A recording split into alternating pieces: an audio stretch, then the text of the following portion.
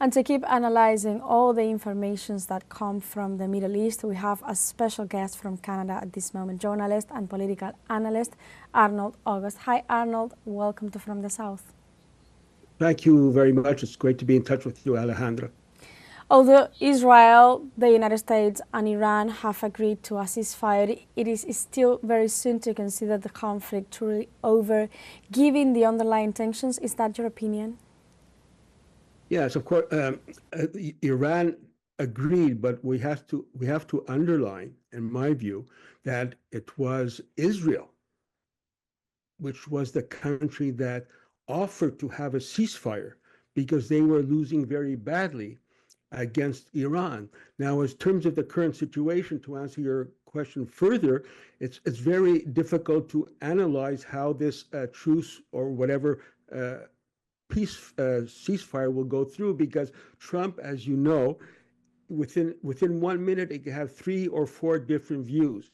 Just like today, he reiterated his position that United States obliterated the nuclear areas of Iran. And then a few hours later, under questioning from reporters in The Hague, where he is there to take part in the NATO summit there, he said, well, we did not completely destroy it. It may take a while, and we have to do further investigation. At the same time, after saying that, we have to do further investigation, he also goes after the media, Washington Post, CNN, saying that they are not faithful to the United States. They do not respect the brave army, soldiers, or Air Force that went all the way from the United States to Iran to bomb that country. So it's very conflicting statements coming out of Trump's mouth, as usual. Now, even Israel has said earlier today, they did not say that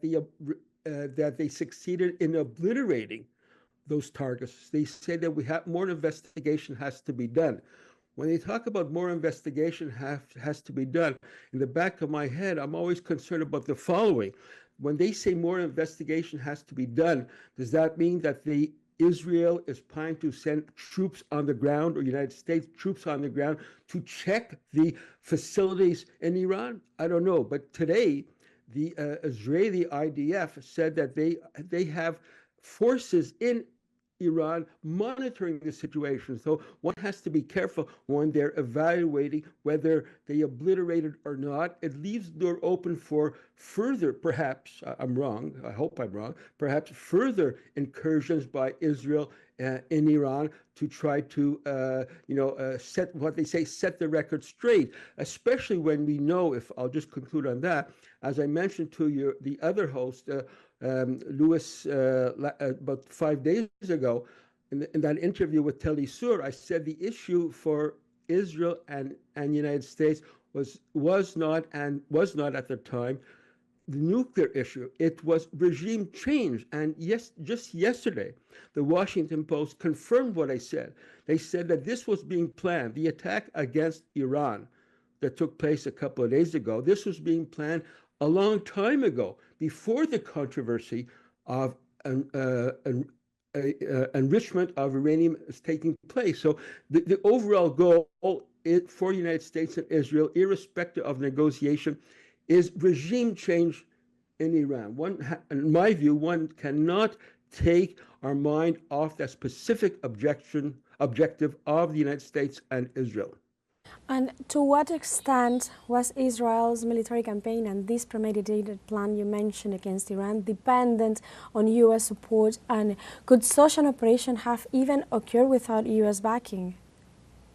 Well, just to, I'll just give you a quote from Joe Biden, supposed to be the moderate in U.S., right? He's not, but he said, if Israel, this is when he was a senator, if Israel did not exist, we would have to invent it. That goes a long way to illustrate in a very open way that Israel is an instrument of the U.S., in my view, to advance its geopolitical goals in the Middle East and West Asia. So Israel is doing the work for United States. I don't believe that Israel controls the United States.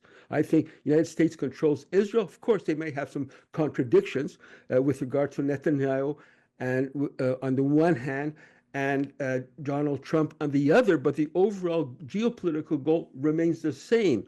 And so, the answer to your question is very simple. Israel would not exist without the support of the United States. And this was shown, Israel, attacked Iran, okay? And they successfully brought the United States into the war because Israel knew very well by attacking Iran, they will not be able to finish the job. Israel needed the United States to so-called finish the job, which they didn't, by the way, but this is what they had in mind. They needed the United States. So this shows once again that Israel is the instrument of the United States. I mean, in my view, I think we're going through historic situation, Alejandra.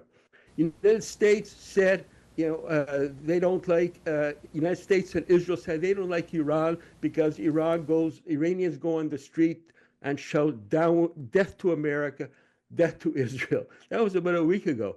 Well, I got news for Mr. Trump and Mr. Netanyahu. The Iranians went out on the street once again, not only in Tehran, but other cities in Iran, just a couple of days ago, after the Israel was forced to concede and ask for a ceasefire, and they were shouting slogans amongst other, death to America, death to Israel. So I think, in my view, the most important thing in this whole scenario that is for sure is that Israel lost that war regarding Iran. One has to keep in mind, Alejandro, that the success of the Iranian missiles against Israel guess how much it resulted in terms of damage just in the last week or two? $1.3 billion. That's a lot of money. And cities like Haifa, which are very important for the Israeli economic, political, and cyber strategy, is almost completely obliterated, and Tel Aviv is also in rubbles. So no one can hide the fact that Israel was the one who attacked. Iran defended itself, and they did so very well. They actually defeated Israel on the battlefield, and Israel had to beg for mercy for a ceasefire. And going back to an idea that you mentioned earlier, while the United States is attributing the end of the hostilities to its intervention and its targeted strikes on Iranian nuclear facilities, Iranian officials and even Israel are acknowledging that the impact was minimal. Can such external military actions realistically halt Iran's nuclear program in the long term and also Iran's determination to self-defense? Well, I think that, I'm not a scientist, a nuclear scientist at all, but I would like to say the following, that, Iran, Israel and the United States can bomb the Iranian facilities, but they cannot bomb and obliterate the Iranian mind, which has a civilization of 5,000 years, scientific and other aspects of civilization. Irrespective of what happens materially, in my view, the Iranians will be able to recuperate themselves. And if they need to, and I think they have to, go on to enrich uranium to defend themselves. I don't think they have any other choice. Like, why is the United States not attacking North Korea now? Because they have nuclear weapons. And what happened with Libya, Muammar Gaddafi? When he had nuclear weapons, they did not dare to attack him. But once they did away with the nuclear weapons, they invaded and assassinated him and took over the country. That is, I think, in my view, it's very hard to accept because the issue of nuclear weapons is a very, controversial issue. But in my view, Iran has no other alternative but to develop in its own way, with its own scientific knowledge and know-how, nuclear weapons to defend themselves against the United States. And of course, one has to say, they talk about nuclear weapons, but which are the countries that have nuclear weapons in the Middle East? It's Israel. It's supported by which country? United States, the only country in history that used atomic bombs in the world. after towards the end of World War II. So that is the heart of the problem. United States and Israel, they are the ones that have nuclear weapons.